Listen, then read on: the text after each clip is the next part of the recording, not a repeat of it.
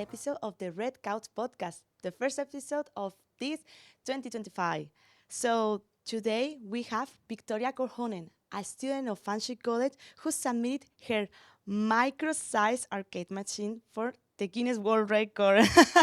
Well, we can say it's the smallest arcade machine, Victoria, or still we have to wait? We're still having to wait. I'm still waiting on the surveyor report. But once that's done, I send it off. The dimensions are good, and they just need to approve it. Okay. Well, we will talk about for sure this tiny arcade machine, but I would like that you introduce yourself, your background, because to create this arcade, you need knowledge. So, what are you studying, Victoria? So I'm taking electromechanical engineering technician. I just finished all the academic work, and I'm just on my final co-op. But I've always been involved in the electromechanical industry. My family has an escape room business, Ichabod's Escape. No way! Here in London? Yeah, right here downtown. So I've always been kind of working in the field, working with electromechanical props. Got very used to Arduino at a very young age. So I knew that I wanted to incorporate an electromechanical aspect into my record. So that's what I did. And what is the name of the arcade place of your family? I mean, I'm curious. Oh, yeah. So the escape room business is called Ichabod's Escape. And they use video games or? Yeah, so absolutely. It's 100% computer automated. We don't use any padlocks, key locks, or combination locks in our business. So everything is electromechanical. Wow, that's why because the question that I have after your introduction is about what sparked your interest in engineering and projects like the arcade machine. Is related to your family business, or you are in love with video games? Absolutely. I do absolutely love video games. And that was my inspiration. I did know that I wanted to break a record. This would actually technically be my second Guinness World Record. The first one was a class project for my photography class, so I don't necessarily count it just because it was a large group effort. Okay. But that was for the world's longest selfie stick in about 2016. And with that one, we actually beat out Ben Stiller's record. So that's pretty exciting. The actor, right? Yeah, the actor. I think he did it for the premiere of Zoolander. Wow. The first movie. Yeah. I mean, it's funny because the first movie, because of the tragic attack of the September 11th, was not so famous. So, but yeah, I find it funny that I may have ruined his day once, or contributed to ruining his day. Now, the inspiration of this arcade machine. What is the game that you can play here, for example? So this will play my version of the classic Pong game. Everything is 100% originally coded. We can adjust everything from the paddle size to the speed to the scoring system. Everything is 100% customized. I chose Pong because I thought it would be easy to program, but absolutely was completely wrong. The opponent software is so complicated. I was regretting it by the end. Perhaps people don't know about video games, so Pong, it's officially the first video game in the history, right, Victoria? Yes, the first arcade machine. And how it works? I mean, I always describe Pong like a tennis video game. Yeah, we can say it's like a tennis, so to explain to people how Pong works. So basically you have a paddle and a moving ball that bounces from one side to the other side. This one is one player, so you're controlling one side of the paddle. And then you're just bouncing it off, trying to score on the opponent, just like a regular tabletop game of Pong. Yeah. No, I mean, it's fascinating. I mean, to adapt this, the software was easy because of the video game, or? I thought it would be easy. Absolutely was not. What was the worst thing related to the software? Or? The hardest part was the opponent. So creating its movements and making sure that it does have some artificial intelligence to be able to detect where the ball is heading and make sure that it can get the right spot. That was definitely the hardest part. I mean, right now I have another question related to the sound. I don't know if you can hear the pump. Well, I think that's why the name of the video game is Pong, or because of the sound. So I don't know if you can hear it or not. The next version will have a buzzer inside of it, but this one does not. Unfortunately, it is so small. It is at max capacity. So in order to change that, I'm thinking of adjusting the screen size, which is pretty well the limiting reagent of it. So once the screen can get smaller, the whole machine can get smaller, and I might be able to add So, more components. could you give me the exactly size of this arcade? I don't know the exact size right now, but I'm still waiting on the surveyor report. But it's about 3 millimeters smaller in every dimension. Wow. So when you had to build it, how did you do it? Because it's so small that you need like a specific tool. So Right. So this is 3D printed. I found out very quickly that there's a reason that the record was already set at that size. It's pretty well, the screen is the entire thing. You can't really get smaller than it. So I had to get a little bit creative to make sure that it's exactly the size of the screen. And that was really the trickiest part, along with the buttons. The buttons have to be to scale. So trying to make them as small as possible was quite difficult. yeah, I mean, I would like to show that if you see behind, you can see that you can charge it. Yeah. So it's really funny. And I was talking with one of the professor of Fanshawe about how you played. So do you have to use like You have to use your fingers. It's very, your very fingers? small. You don't Yeah. use like Oh my a goodness. pen or something. Yeah. No. Oh my God. If it gets any smaller, you will need to use a pen for sure. Yeah. Wow. This one, for example, perhaps Victoria, I don't know if she wants to talk about this, but this one it doesn't work because there was like a little incident. So Absolutely. So this is the second model that I got working.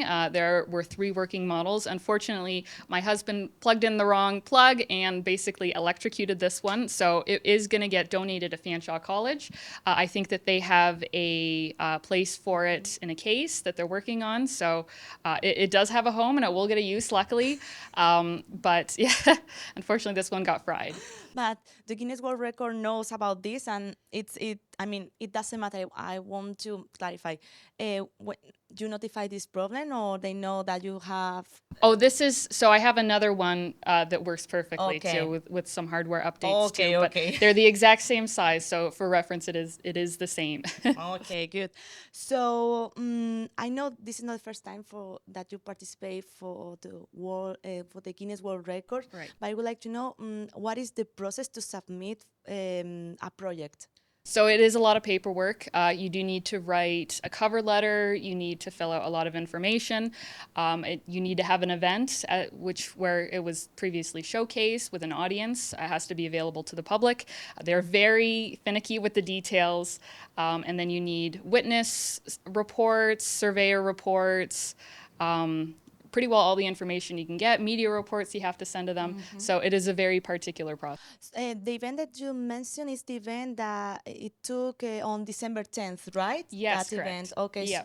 And you had like very young students, right? Yeah, I think that they were pretty young. I think prospective to Fanshawe are going to be looking at Fanshawe in a few years. So I was able to give a speech to them and explain the process, and they were all excited. We got the big drum roll at the end, and luckily the dimensions were correct. So I mean, I don't know if you were the only person who played, or one of the audience of the students played, or your professors. I don't know. I think. Yeah, I think one of my professors played. There's some videos out there.